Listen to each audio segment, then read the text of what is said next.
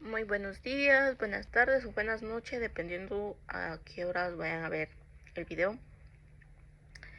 Pues el día de hoy vengo a hablar o a repasar un poco sobre todo lo que hemos visto, sobre qué es el análisis de datos de investigación, las medidas de tendencia central, los datos agrupados y los tipos de pruebas estadísticas, que son muy importantes porque realizamos una investigación. También no basta recolectar la información, después obtener los datos necesitados, organizarlos, analizarlos, interpretarlos para obtener conclusiones. Pues en el libro menciona que un análisis cuantitativo permite describir los datos mediante distribuciones de frecuencia, medidas estadísticas, utilizar pruebas que vayamos a utilizar, analizar hipótesis, cuando corresponde generalizar muestras hacia una población, que claramente eso estamos realizando.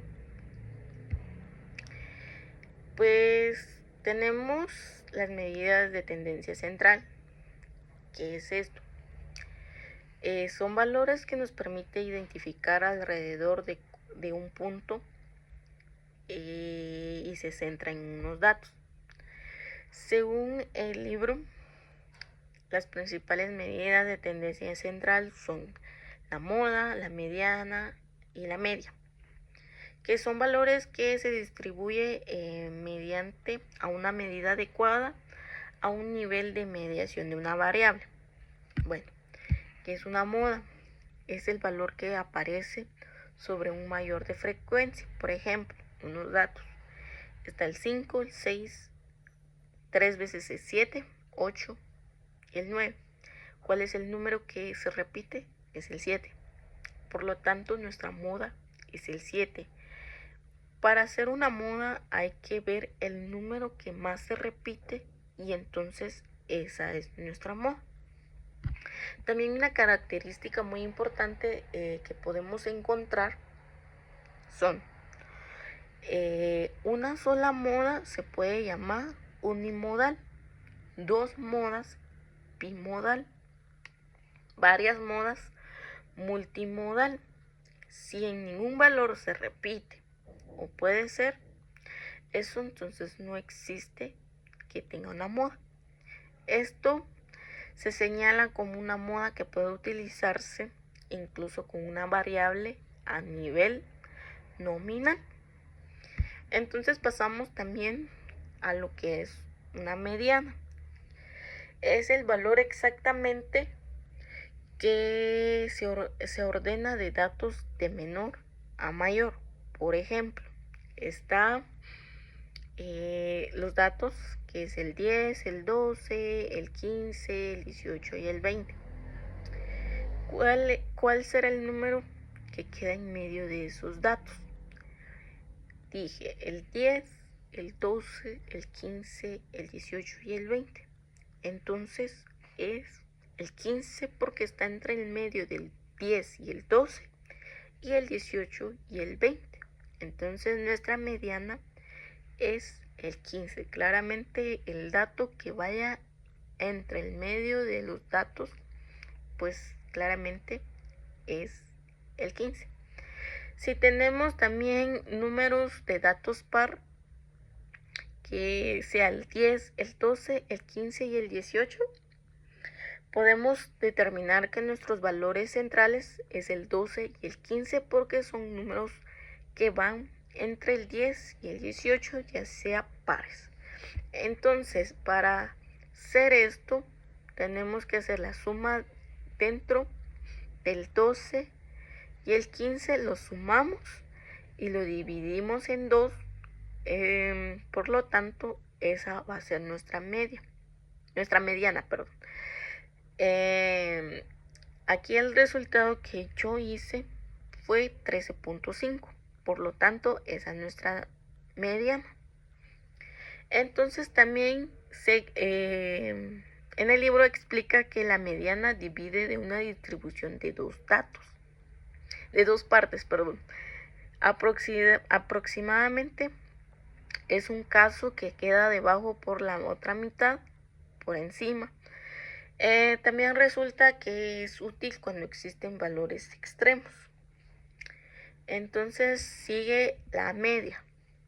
La media es conocida comúnmente como promedio, que se obtiene sumando los datos de valores dividiendo el resultado entre un número de datos. Por ejemplo, volvemos a retomar casi los mismos datos del primer ejemplo, que es el 6, 7, 8, 9 y 10. Entonces son 5 datos. Muy bien dicho, son 6, 7, 8, 9 y 10. Entonces, ¿qué es lo que hacemos? Se suma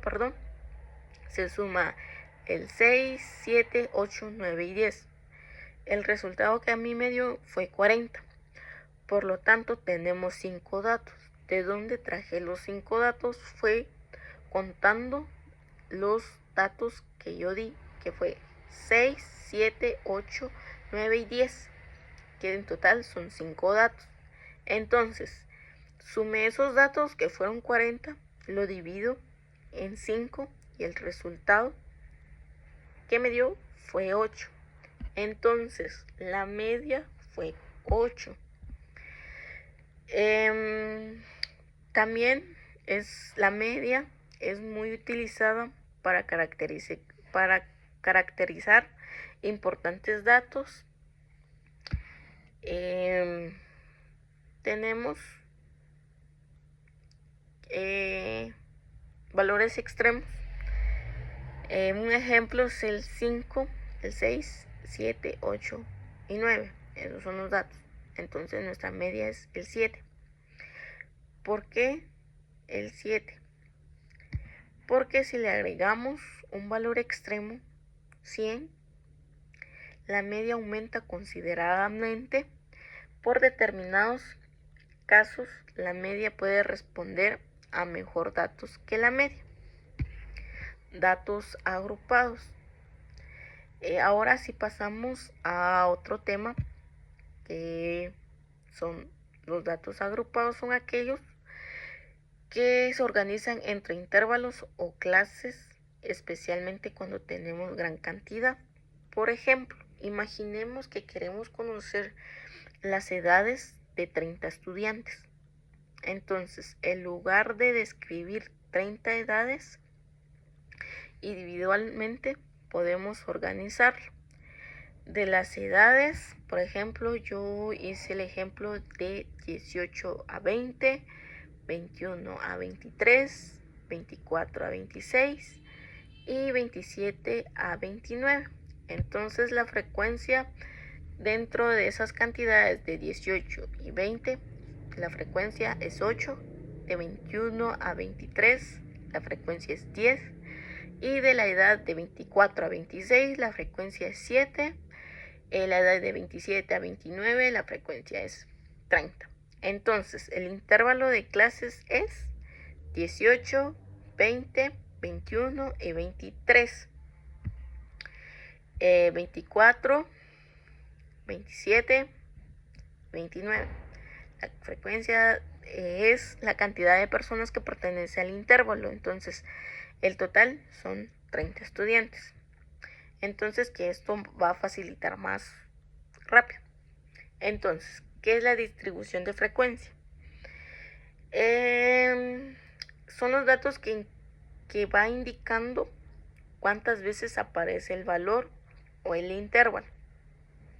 Según en el libro, la distribución de frecuencias es una de las primeras herramientas que puede explorar y describir los datos cuantitativos que puede tener la frecuencia absoluta F, que es el número de veces que aparece un dato, frecuencia relativa a la promoción o porcentaje que presenta. Por ejemplo, si de 30 estudiantes tiene 10 entre 21 y 23 años, entonces lo que podemos hacer es 10 dividido 30 multiplicado por 100.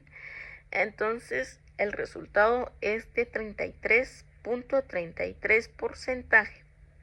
Entonces podemos decir que el 33.33% de los estudiantes tiene la edades de 21 a 23 años. Entonces, ¿para qué sirven los datos agrupados? Principalmente para organizar grandes cantidades de información, facilitar la lectura de datos, elaborar tablas, construir gráficos, identificar dónde se centran los datos, calcular las medidas estadísticas. Por lo tanto, los datos agrupados son muy útiles en las investigaciones cuantitativas. Claramente es lo que estamos haciendo en este ejercicio que nos ha dejado el licenciado para ver que nos facilite la lectura de datos, elaborar las tablas, que eso lo hacemos en Excel, construir los gráficos, identificar dónde se centran los datos, calcular las medidas estadísticas. Muy bien, ¿cuáles son los tipos de pruebas estadísticas?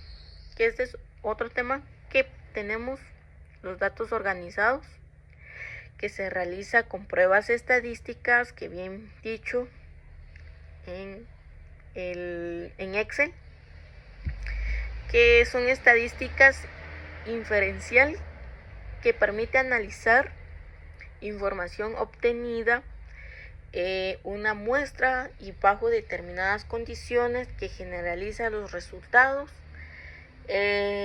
hacia una población. También se dedica a una sección de pruebas de hipótesis. También tenemos el nivel de significancia, el análisis de paramétricos y no paramétricos. Voy a explicar qué son las pruebas paramétricas, o como bien dicho, los parámetros,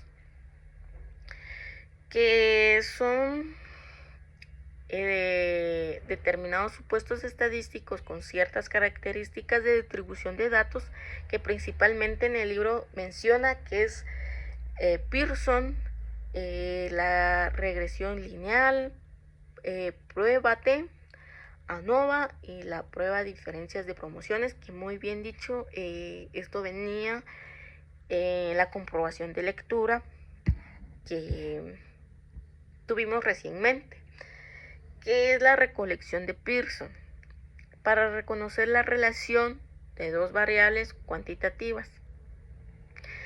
Por ejemplo, ¿qué existe entre la relación entre las horas de estudio y las calificaciones de los estudiantes?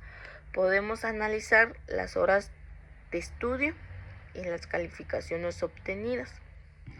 Si un estudiante pues tiene en obtener mejores calificaciones, podría existir una correlacional positiva, porque esto tiene una correlación que no significa que tenga una necesidad de casualidad.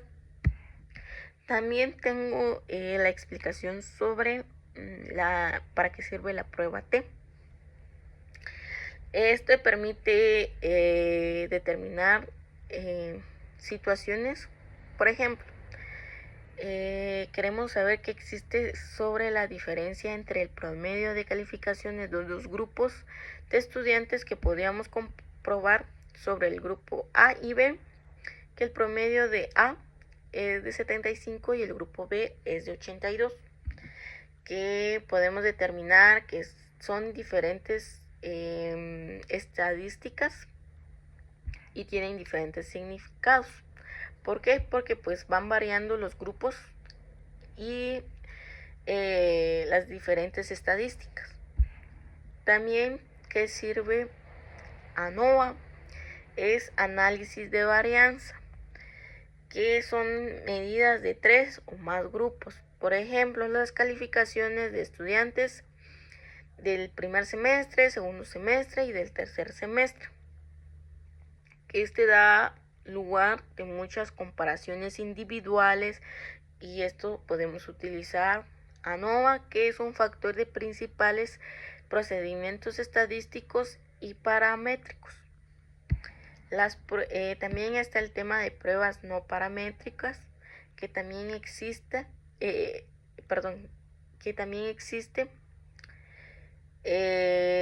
existen cuando los datos no se cumplen, son determinados supuestos necesarias, pruebas que van a un nivel de medición, y las variables apropiado que tienen un procedimiento, como bien dicho, que es chi cuadrada, que es x elevado a la frecuencia. También tenemos otros datos que son necesarias, que puede tener una profundidad para relacionarse. También podemos decir que estos son los 3 puntos más realizados que hemos tenido en explicar. Para recordar los 3 temas, pues podemos organizar o imaginar el análisis estadístico como un proceso de 3 pasos, que primero tenemos que organizar nuestros datos.